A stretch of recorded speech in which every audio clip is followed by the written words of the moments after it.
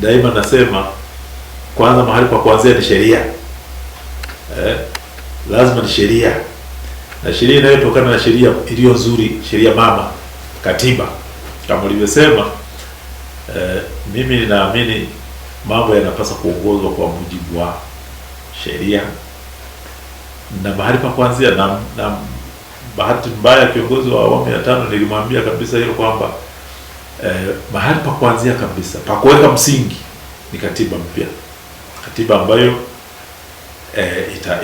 itajenga mazingira ya kutengeneza sheria sasa nzuri, kwa sababu ukiwa na katiba mbaya na sheria utatengeneza ambazo zinaendana na hiyo, lakini ukiwa na katiba nzuri basi unaweza kutengeneza sheria nzuri na zikaongoza mambo yako, nafikiri yakaenda vizuri zaidi. Kwa hiyo mimi ninachoamini, pamoja na matumaini mazuri ya makubwa hapa ya Mama Samia, rais mpya sasa ameleta, lakini naangalia kwamba je, sheria zimekaaje? Kwa sababu kusema tu vyombo vimefunguliwa, mviachieni uhuru mzee, nyinyi TRA msiende kwa nani, lakini bila kubadilisha sheria. Sheria akikusomea hapo naona kumbe anaweza kufanya hivyo. Hiyo ya kwenda kuchukua hela kwenye account anaruhusiwa na sheria iliyopo inamruhusu. Kwa hiyo ni mpaka hizo sheria zote zibadilishwe, hizo sheria za mambo ya vyombo vya habari sijui nini zote hizo ziwekwe vizuri, ili ndipo sasa zile kauli zake zinazoleta matumaini ndio zitaweza kutekelezeka. Kwa hivyo Baba Askofu, kwa kifupi, ukipata nafasi ya kumshauri Mama Samia ili tuweze kuwa na siasa safi na uongozi bora juu ya haya mawili ambayo tayari tunayo, utamwambia nini?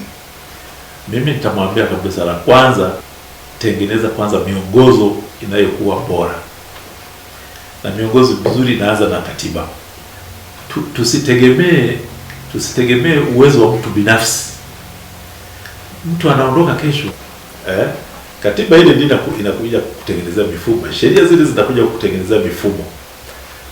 Basi mambo yangekuwa hata yupo hayupo, bado ya mambo tunajua jambo hili linapaswa kutendeka hivi. Ikibidi kufanya marekebisho, niwe ni kweli ni mahali ambapo kweli panahitaji marekebisho ya kufanyika katika sheria, ndio mambo yabadilishwe. Lakini sasa hivi mtu sheria inabadilishwa kwa tuseme maslahi binafsi. Mtu anawaza tu nifanye hivi, anafaulu kwa sababu watunga sheria pale wote wana mtazamo mmoja, wana maslahi fulani. Sasa hapo tutakwenda mbali. Lakini mimi nafikiri kama ningepata nafasi ya kumwambia mama, anza na wananchi wanataka wajitawale namna gani, nchi iongozwe namna gani. Na ile draft ya Warioba kwa kiasi kikubwa, mimi naweza nikasema 90% ilikuwa imeweka mwongozo mzuri. Kama tungeanzia pale, kuna vitu vichache ambavyo labda vinaweza vikaonekana vilikuwa ni changamoto, mambo ya serikali 2, 1, 3, lakini sifikiri kama hilo ni la muhimu sana kuliko yale mengine ambayo yangeweka katika mtiririko ule ambao ulikuwa umependekezwa pale. Hata haya masuala ya nidhamu za kazi, maadili ya viongozi, sijui nini, mambo ya rushwa haya,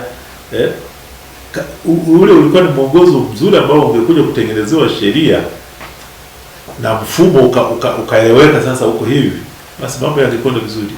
Kwa hiyo mimi nafikiri tusitegemee tu uwezo wa mtu, kwa sababu mtu leo yupo, kesho hayupo.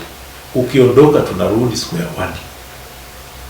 Legacy yake itaondoka, itafutika. Kesho sio wanafanya vitu vingine. Lakini kungekuwa na system imeshawekwa, basi nasema, na hiyo ingekuwa ni legacy ya kudumu kabisa, kwamba mfumo huu umewekwa. Nilimwambia tengeneza katiba katiba ngumu. Katiba ngumu ambayo kuibadilisha unahitaji process ambayo sio nyepesi. Ndio wenzetu Marekani wana katiba iko hapo ya miaka, wakitaka kubadilisha yani lazima uwe na yupo issue kabisa ya kubadilisha. Lakini sisi hapa inatosha tu waziri akakaa atajifikiria kwamba anamshauri rais kwamba mimi nafikiri tufanye hivi na kama hauna namna ya kuona mbali zaidi ukasema hapo huyu anaweza anabadilisha ile sheria, alafu inaleta madhara mabaya. Lakini ukikuwa na mfumo kwamba kubadilisha tu sheria hivi lazima kuwe na sijui na nini, basi mambo yanakwenda kwa utaratibu. Mimi naamini kabisa Mama Samia akitengeneza katiba nzuri sasa hivi, hii itakuwa na legacy kubwa sana ambayo tutamsifu miaka nenda rudi kwamba huyu mama alikuja kaweka kitu ambacho sasa kinatuongoza vizuri. Sio kwamba yani kesho nani mpinzani akiingia naye anasema mimi sasa ngoja nifanye hivi na wewe kesho na wewe uondoke. Tunatengeneza kitu cha nchi, sio cha mtu wala cha chama. Unaona? Kwa hiyo nafikiri hapo ndipo, ingawa mama nimemsikia anasema watasubiri kidogo wanaotaka katiba mpya. Mimi sijui alikuwa na maana gani, lakini alishaanza kulisema tuko kwenye bunge la katiba mara mbili, alafu baadaye akasema nana nasukuma, lakini wanaotaka wasubiri kidogo. Lakini mimi nafikiri kama ni kidogo iwe kidogo kweli ya kusubiri, ila aanze kulifikiria kwamba ili niweze kuwa na mfumo ambao hawanichezei, kwa sababu sasa hivi mama inategemea na washauri gani anakuwa nao, watamuongozaje. Sasa wanaweza kuwepo wengine tayari wanafikiria kumpotosha kabisa wale anaotegemea. Mama Samia anapaswa kujua hilo kwamba wapo ambao wanaweza wakampa ushauri wa kumpotosha ili aanguke na aonekane hafai na kesho ikawa. Lakini akizingatia hilo kwamba tuweke systems, tuweke mifumo ambayo mimi nipo sipo lakini inafanya kazi, na tusiweke kwa ushabiki wa vyama. Tusiweke kwa ushabiki wa vyama. Sasa hapo nafikiri ndio ana kazi hapo, kwamba sio kwa ushabiki wa chama changu tawala tunatengeneza katiba, hapana, lakini kwamba tunataka katiba ya nchi inayo kila mmoja yumo mle. Basi akifaulu hilo, mimi nafikiri atakuwa na credit kubwa sana. Mimi nilianza kusema jamani, hivi mkweli ni nani katika nchi hii? Kama serikali tuliyokuwa nayo ilituonyesha kwamba mambo yalienda vizuri sana, hakuna wizi, Wasai tulikuwa tunaambiwa tumeibiwa sana, sasa tunazuia. Lakini sasa ndio tunaambiwa zimepigwa nyingi. Sasa unasema jamani, nani mkweli katika nchi hii? Nani mkweli katika nchi hii? Kwa hiyo bado tunarudi kule kwenye mifumo na taratibu zinazojulikana. Je, inafuatwa? Inafuatwa? Wale wanaosimamia masuala ya fedha wanafuata taratibu zinazotakiwa na wanadhibitiwaje? Mimi nimekuwa ni mmoja wa wanaoamini kwamba shughuli zote zinahitaji zile sifa 4 alizozisema Mwalimu Nyerere wakati ule. Ili nchi iendelee inahitaji mambo manne.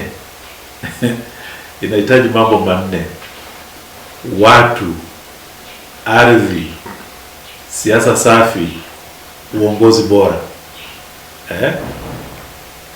Sasa hayo mambo manne hayo ni muhimu sana katika kuifanya nchi ipige hatua.